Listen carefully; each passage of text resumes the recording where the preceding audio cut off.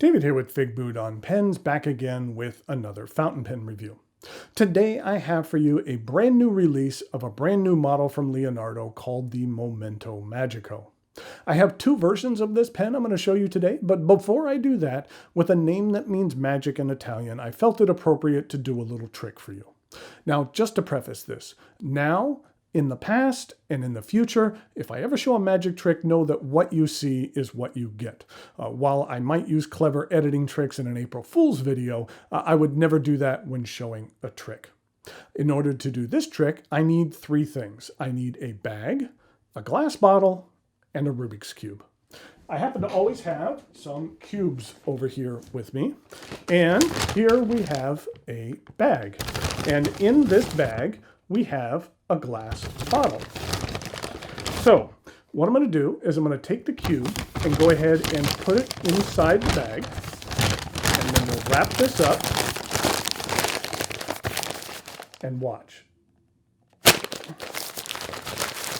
You hear that?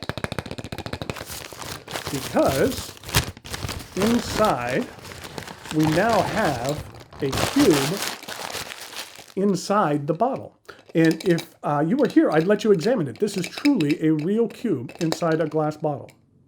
And now it's time for the review.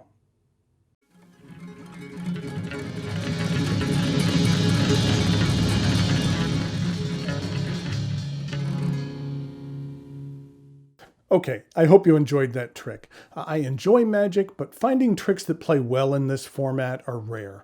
I thought that one was fun, though. As I mentioned, today I have for you a brand new pen from Leonardo, the Momento Magico. It's a new design for Leonardo and has some interesting features. What I'm going to do today is go over the parts and features of the Magico, talk about what I care for and what I don't care for about it. I'll show some measurements, size comparisons, and provide a writing sample, as well as show you how to disassemble this pen. Thanks go out to the good folks at Leonardo for sending over the two pens that you'll see today for review. The pen arrives in this standard Leonardo box. The sleeve is unique for this model, however. It says Momento Magico. It has some descriptive terms about the pen written in Italian, and then it has a pattern here, which is a reference to a design element on the pen, which you'll see here in a moment. And this isn't printed on, it's a cutout, and you're seeing the dark outer box underneath. Inside, we have the actual box, and inside we have a pen. This is the Momento Magico.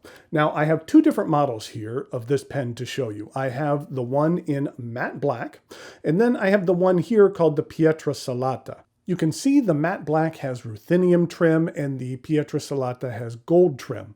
I'll give you a closer look at this matte black here in a bit. I'm a big fan of matte black pens, and this one has a lot going for it, but there's just a little bit more photogenic about this other model. This is the Pietra Salata, which translates from Italian to mean salt stone, or at least that's what Google Translate tells me. It might actually translate to something slightly different. I'm thinking that because traditionally salt stone is typically more of like an orangish pink colored stone. The colorway of this material is based more in blue with some copper highlights. Typically, this crushed material hasn't been my favorite look on pens. There's nothing wrong with it, it's just a personal preference. What is done to create this resin is that different colored material is made and then chopped up into pieces and then combined and melted and then kind of re-hardened in order to make this look. It's an interesting technique. Just as comparison, this is what the matte black looks like. You can see the pitting in the surface, which is typically either created with a light coating or by sandblasting material. Let's start by taking a look at the cap. As with most Leonardo models, the cap comes to a rounded cone tip. Then we have the clip. On this model here, the trim is gold, but you can also get it in silver. While I personally prefer silver trim on my pens, for this particular model, I actually feel it looks nicer with the gold trim. The clip on the Magico isn't particularly long, but I feel it's size appropriate for the pen. I've always liked wheeled clips. I know I say that a lot every time there's a wheeled clip, but I've always liked them. I think they look cool and they're functional to boot. The cap angles up a couple of millimeters, and then you reach the band, which I believe is new for this model. I don't recall seeing it on any other Leonardo model, but I could be mistaken. Just like the design on the cover of the box, the slots in this band go all the way through, and the dark that you see is the underlying material. Now, with this material, that appears to be very dark. I wonder if on future models, if a much lighter material is used, that might lead to a unique look with this band. On the back side of the pen, just above the band, it is engraved with Leonardo as well as the number of the pen. The Magico is not a limited edition, but Leonardo numbers the majority of their pens. The end of the cap stair steps down to a medium-sized step down to the barrel, which begins with something new to a Leonardo pen, an ink window that you can see peeking through here just a bit. We'll get back to that in a minute. I like that when the pen is capped, there's just a peek of the ink window, just enough to let you know your ink situation, but not so much that it distracts from the overall look and flow of this pen. The barrel angles up very slightly, so the thickest portion of the barrel is at about this point, where then it tapers down to the end, where we have a gold band signifying the transition to the piston knob, and like the cap, the end of the barrel is a rounded cone. The cap twists off in just a hair over a single rotation, and underneath we have a number 6 sized nib. The nib is available in a variety of gold and stainless steel options. I've always found Leonardo's steel nibs to be very pleasant and write very well. However, right here what you're seeing is the gold flexible nib. I do like the cutouts below the shoulders of the nib. It really makes for an interesting profile. I'll show you during the writing sample how well this nib performs. Spoiler alert, it's really nice. And here's a look at the ebonite feed. Leonardo's gold nibs come with an ebonite feed, and then here's a picture of the plastic feed which comes with their stainless steel nibs. And then here is the black nib found on the matte black version of the Magico. This section is a new design for Leonardo, I believe. I don't recognize it from any of their other models. It's more of a traditional section as opposed to the stair-step look found on the majority of their pens. The section angles up until it reaches the cap threads, which I don't find to be sharp or uncomfortable if your grip should rest on them. Then behind the threads, we have this generous ink window. I like the size of this window. I don't feel it dominates the overall look of the pen. I don't have it inked right now, so you can get a good look at it, but with the darker material on this pen, when it is fully inked, the window almost disappears a little bit, blending in with the rest of this pen. The Magico is long enough to use unposted. Considering the amount of metal in this piston mechanism, the pen is surprisingly light, and I find it to be well balanced. The cap does post, and it does post securely. I don't feel posting adds an inordinate amount of length to the pen, but I would say it very slightly backweights the pen. Just a hair. Just enough for me to want to use this pen unposted. But if you're a fan of posting your pens, this will do just fine for you. The Magico is a piston filler. I find this piston mechanism to be very smooth and easy to operate. For an additional cost, Leonardo has made available a tool for disassembling the piston, which makes for easier cleaning of this pen. I'll demonstrate how to use this tool to disassemble the pen during the writing sample. The Leonardo Momento Magico retails for right around $200 for the stainless steel models and around $425 to $450 for a gold nib, with the higher price being for either of the extra fine or fine flex nibs. I feel both of these are reasonable prices for what you receive with the Magico. It's an interesting new design. It has a look familiar to those who are fans of the Leonardo brand, but enough new features to make it intriguing. I like the piston mechanism on this pen. The ink window is really nice, and I mentioned it before, but I like how just a small amount peeks through when the pen is capped. There's a lot to like about the Magico.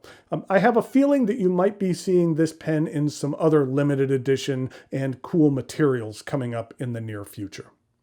Okay, now it is time for some measurements, some size comparisons. I'll show you how to disassemble this pen with the available tool, and a writing sample with this flex nib.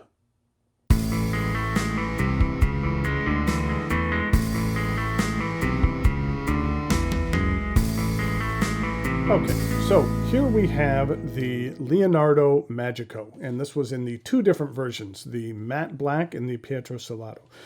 The matte black, I told you I'd get a closer look at that. I just really like this material, and I've always liked the matte black look, and with the ruthenium trim, I just think that that looks really sharp and with a black nib. So I think that's a pretty sharp looking pen. But I was going to show you how to disassemble this pen. Here is the tool that they provide. Let me hold it right so you can actually see the company name on here. But what you do in order to use this tool is you crank open the piston just a little bit. First of all, it's kind of nice when you can actually see the piston go all the way down there into the ink window. But what you do is there is a couple of notches here that you could see. And those notches, actually, let me open this slightly more. These notches fit into notches that are here. So let me go ahead and, no, I gotta open it up a little bit more. So these notches fit in here. And then once you fit them in here, then you twist down. Let me see if I can actually do this with one hand. You twist this down. There. There we go. So you twist it down onto the tool. Now, once you've done that, you can simply twist the tool. Now, one thing that you need to be careful of is this little back ring, because this back ring is loose. So you twist this open, and once it's open, you just be careful and pull this out. And you can see we have a metal piston mechanism here, and that you could easily then clean out the pen or add any lubrication that you feel to be necessary. You need to, like I said, you need to be careful of this particular ring or else that could fall off, but I would leave the tool on there, and then when it's time to reassemble, you can simply push it back in here and use the tool to engage it. Am I pushing it the wrong way? There we go. Just took a second to get going. I'm still not quite engaged. There we go. And tightened it up. Then you loosen the piston knob here. And you are good to go. Okay, so that's how you disassemble this particular pen. In regard to some size comparisons, here it is with a Momento Zero Grande, and this is in the primary manipulation material from Jonathan Brooks. Here is a Pura Crystal. This one came from Stilo and Stile. It was an exclusive offering from them. And then here is a pen I recently reviewed, which is a Momento Zero Mango. Then in regard to a couple of other pens, here it is with a Lamy All-Star. Then here it is with a Lamy 2000 in stainless steel.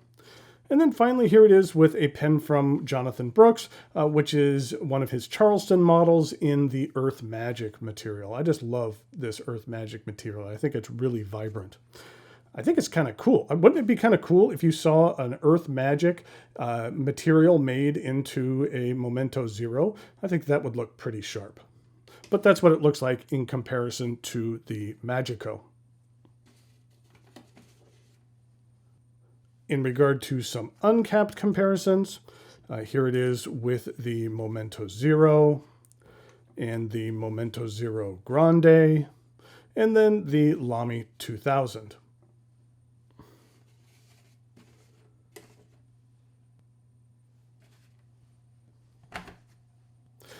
Here's another look at that extra fine flex nib on this Magico. I just think it looks really sharp, and the gold actually contrasts very nicely with the rest of the pen. And here we go with a writing sample. We have the Leonardo Momento Magico. And this is an extra fine flex.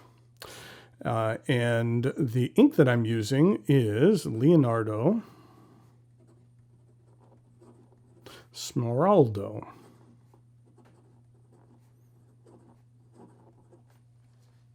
this is what the ink looks like. It's one of my favorite new colors, that it's a really nice, vibrant teal. Very similar to something like the Stilo and Stile Roman Bronze Oxidation, which is another one of my recent favorite colors. And then something that's a little more on the green side of the teal is the Three Oysters Aqua Green. This is what the Leonardo ink bottles look like. They come in 40 milliliter sizes, and they have some really nice colors. This one is the blue, but it's something that I would recommend checking out. And here we go with the rest of the writing sample.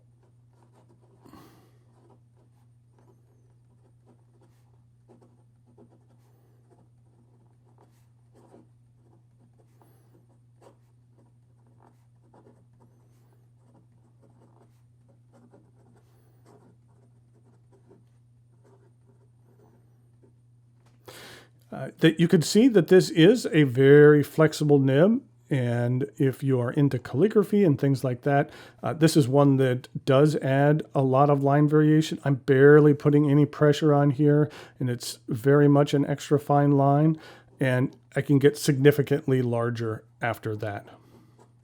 In regard to ink flow, even for an extra fine, I find it to be generous. In regard to reverse writing,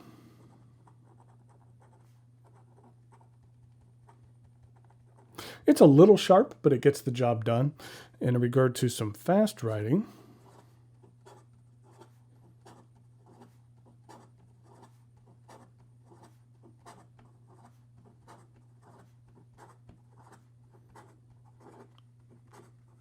it railroaded just a little bit at the end, or a little bit of a skip, but other than that, it kept up just fine. Oh, real quick as well, I wanted to show you the medium nib that is on this matte black version. And so here we have